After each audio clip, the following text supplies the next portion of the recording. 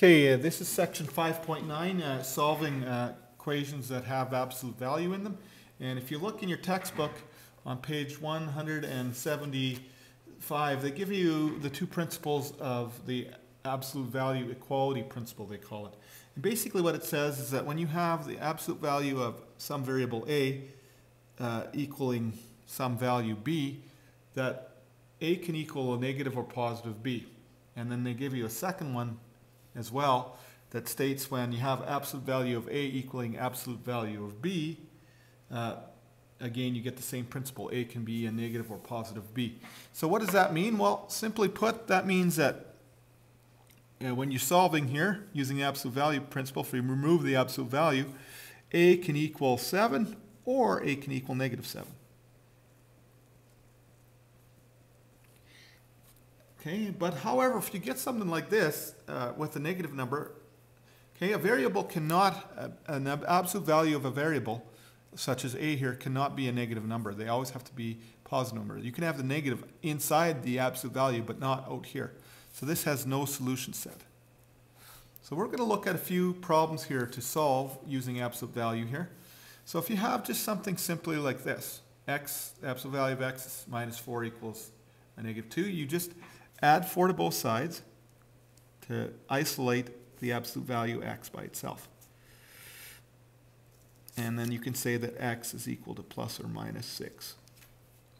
Again, the same principle occurs here, except it's a little more advanced. You isolate the x plus 1 absolute value sign all by itself by adding 2 to both sides here.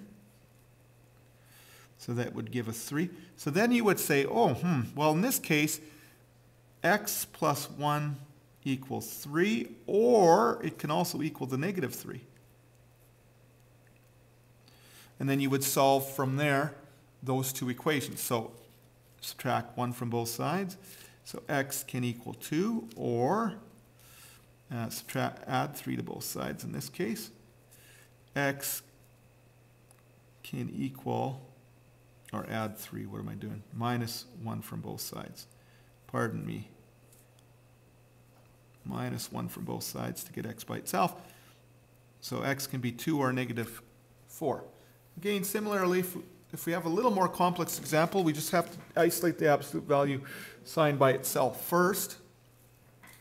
So that would mean leave this, pretending that that's a variable in the absolute values, and add 3 to both sides. Okay, and then you see that we can divide out 4 evenly here.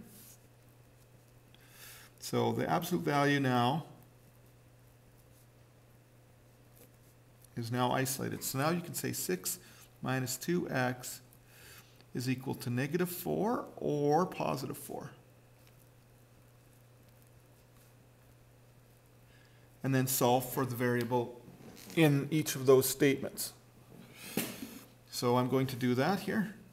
Negative 2x equals negative 4 minus 6. So negative 2x equals negative 10. X equals 5. Or negative 2x, subtract 6 from both sides, equals negative 2. So x is equal to 1. So 5 or 1. Of course, we can do mental checks as well when you're doing this as well. 5 in there would give you 10. Okay, or negative 10. 6 minus 10 is, again, 4. Okay, 6 minus, or negative 4. Then the absolute value of that would be 4. 4 times 4 is 16. 16 minus 3 is 13. So you can do mental checks as well. Now I have a couple more here. On the other side here, let's just check we should have enough time to do both of these. Now, if we have variables on both sides, it's a little bit different, but you still use the same principle. You remove the absolute values, say x plus 5 can equal positive 2x plus 1, and keep that all in brackets. Or it can be the negative of that, and that's why you have to keep it all in brackets, because it's the negative of the whole thing. So if we remove the brackets here, it's fairly simple. X plus 5 equals 2x plus 1. So subtract x from this side.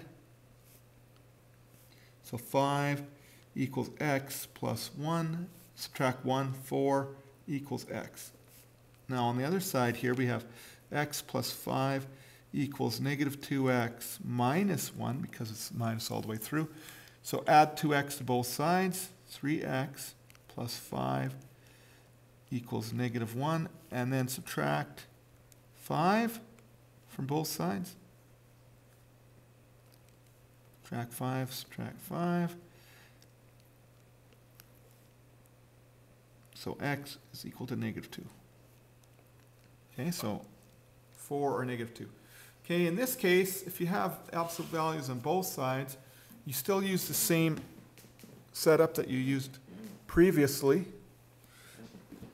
Okay, so you have a squared minus 12 is equal to negative a, or a squared minus 12 is equal to positive a. So bring them all over to one side, bring the a's over on both of them. A squared plus a minus 12 equals 0, or a squared minus a minus 12 equals 0. So we have to factor these into, well, two numbers that multiply to negative 12 and add to 1.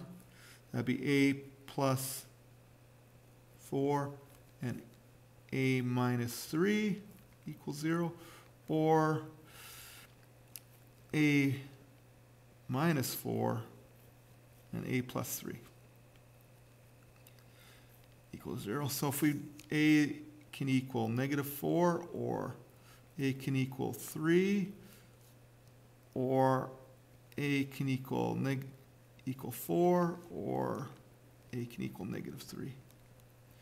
So that would be an example of doing absolute value type problems from section 5.9.